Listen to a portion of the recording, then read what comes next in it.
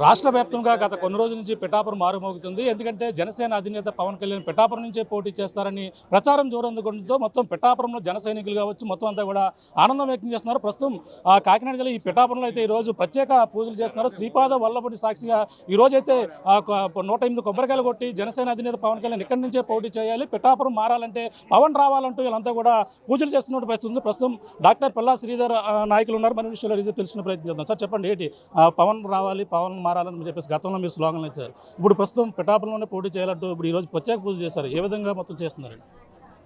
ఇది స్లోగన్స్కి వస్తే పవన్ రావాలి, పాలన మారాలన్నది రాష్ట్రం యొక్క స్లోగను. మా పిఠాపురం నియోజకవర్గం వస్తే పవన్ రావాలి, పిఠాపురం మారాలనేది పిఠాపురం నియోజకవర్గ ప్రజల యొక్క స్లోగన్. ఈరోజు పవన్ కళ్యాణ్ గారు పిఠాపురం నియోజకవర్గం నుంచి పోటీ చేయాలని, ఆయన అత్యధిక మెజార్టీతో గెలుపొంది అసెంబ్లీలో ముఖ్యమంత్రి స్థానంలో కూర్చోవాలని చెప్పి గతంలో కూడా మేము అనేక పూజా కార్యక్రమాలు, అదేవిధంగా జన సైనికుల సహకారంతో అన్నవరం శ్రీ సత్యదేవుని సన్నిధికి వేల సంఖ్యలో మేమందరూ కూడా పాదయాత్రగా వెళ్ళడం జరిగింది. అదేవిధంగా తొలి తిరుపతికి కూడా వేల సంఖ్యలో జన సైనికులతో కలిసి పాదయాత్రగా కుటుంబ సమేతంగా మేమందరూ కూడా వెళ్ళడం జరిగింది. అనేక పూజా కార్యక్రమాలు చేయడం జరిగింది. ఎందుకంటే పవన్ కళ్యాణ్ గారికి జనబలం చాలా ఎక్కువగా ఉంది. అదేవిధంగా ఆయనకి దైవబలం కూడా చేకూరాలని ఇటువంటి కార్యక్రమాలు మేము చేపట్టడం జరిగింది. పిఠాపురం నియోజకవర్గం నుంచి ఆయన పోటీ చేయడం వల్ల ఆయన గెలుపు సునాయాసమే కాకుండా ఆయన దాదాపు నామినేషన్ వేసి వెళ్ళిపోతే జన సైనికులు, వీర మహిళలు మేమందరూ కూడా భుజాల మీద ఎత్తుకుని ఈ ఎలక్షన్ చేస్తామని దాదాపు 1,00,000 ఓట్ల పైచీలకు మెజార్టీతో మునుపన్నడు ఏ నాయకుడు ఏ ఎలక్షన్లో గెలవలేని మెజార్టీతో ఆయన గెలిపించుకుని ముఖ్యమంత్రి స్థానంలో మేము కూర్చోబెట్టడానికి మేము సిద్ధంగా ఉన్నామని ఈ సందర్భంగా తెలియజేస్తున్నాను. ఈరోజు ఆయన గతంలో కూడా అన్నారు, 2019లో ఆ దత్తున అనుగ్రహం ఉంటే పిఠాపురం నియోజకవర్గం నుంచి పోటీ చేస్తారని చెప్పి అన్నారు. ఆ కోరిక 2024లో నెరవేరబోతుంది కాబట్టి 5 సంవత్సరాల నిరీక్షణ ఈరోజు మనకి జరగబోతుంది. కాబట్టి పవన్ కళ్యాణ్ గారిని ఎప్పుడు ఇక్కడ నామినేషన్ వేస్తారో, ఎప్పుడు గెలిపించుకుందామని చెప్పి మేము అందరూ కూడా సంసిద్ధంగా ఉన్నాం. పిఠాపురంలో పవన్ ఈ జనసేన నుంచి ఎంతోమంది టికెట్ రేసులో ఉన్నారు. గతంలో కూడా మీరు గత 3-4 సంవత్సరాల నుంచి కూడా మీరు ఎంతో జనసేన కోసం కృషి చేస్తున్నారు. పవన్ కళ్యాణ్ ఎందుకు పోటీ చేయాలని మీరు కోరుకున్నారా? అంటే పిఠాపురం ఏ విధంగా మారాలనుకుంటున్నారు? సో ఒక్కటండి, ముఖ్యమంత్రి అభ్యర్థి ఒక పార్టీ అధినేత ఒక నియోజకవర్గంలో పోటీ చేస్తే ఆ నియోజకవర్గం చాలా అభివృద్ధి చెందుతుంది. ఎందుకంటే ముఖ్యమంత్రి గారి నియోజకవర్గం అనేది ఖచ్చితంగా మిగిలిన నియోజకవర్గాల మీద డెఫినెట్గా ఎడ్జ్ ఉంటుంది. కానీ పవన్ కళ్యాణ్ లాంటి వ్యక్తిని ముఖ్యమంత్రి అయినప్పుడు ఆటోమేటిక్గా అన్ని నియోజకవర్గాలు బాగుంటాయి. మా స్వార్థం ఏంటంటే మా నియోజకవర్గం నుంచి ముఖ్యమంత్రి అభ్యర్థి అసెంబ్లీలోకి వెళ్తున్నాడు, ఆయన మా నియోజకవర్గాన్ని ఎంతో డెవలప్ చేస్తారు. ఎందుకంటే పవన్ కళ్యాణ్ గారికి ప్రతి నియోజకవర్గం మీద పట్టు ఉంది. అదేవిధంగా పిఠాపురం నియోజకవర్గం మీద ఆయన చాలా పట్టున్న వ్యక్తి. ఎందుకంటే గతంలో కూడా ఆయన కలిసినప్పుడు ఆయన పిఠాపురం నియోజకవర్గంలో సమస్యలు మనం చెప్పే ముందు ఆయన దృష్టికి వెళ్ళిపోవడం, ఆయన జనవాణిలో కూడా అనేక సమస్యలు తీసుకోవడం, వారాహయాత్రలో భాగంగా ఆ సమస్యలన్నీ కూడా వారాహయాత్రలో ప్రస్తావించడం, దాని పరిష్కారం దిశగా కూడా ఆయన తీసుకెళ్తారు. కాబట్టి ఒక అవగాహన కలిగిన ముఖ్యమంత్రి మా నియోజకవర్గం నుంచి పోటీ చేయాలన్న స్వార్థం పిఠాపురం నియోజకవర్గ ప్రజలతో పాటు నాకు కూడా ఉంది. కాబట్టి ఆయన ఇక్కడ చేయాలని మేము కోరుకుంటున్నాం. అంటే ఎమ్మెల్యేగా కూడా పోటీ చేస్తున్నారు, కానీ ఈ మధ్యలో ఎంపీగా కూడా పోటీ చేస్తాను ప్రచారం జరుగుతుంది. అదే కాకినాడ ఎంపీగా కూడా వచ్చే అవకాశం ఉంది, పిఠాపురం నుంచి ఎమ్మెల్యేగా కూడా పోటీ చేస్తారని ప్రచారం జరుగుతుంది. ఏ విధంగా ఆయన్ని మొత్తం ఇక్కడ కాకినాడ పార్లమెంట్ కావచ్చు, ఇక్కడ కావచ్చు, ఎలా నెగ్గిస్తారు? ఒకటండి, పవన్ కళ్యాణ్ గారు నామినేషన్ వేయడమే తరువాయి బాధ్యత అంతా కూడా జన సైనికులు, వీర మహిళలు, అదేవిధంగా ఆ నియోజకవర్గ ప్రజలు తీసుకుంటారు ఈరోజు.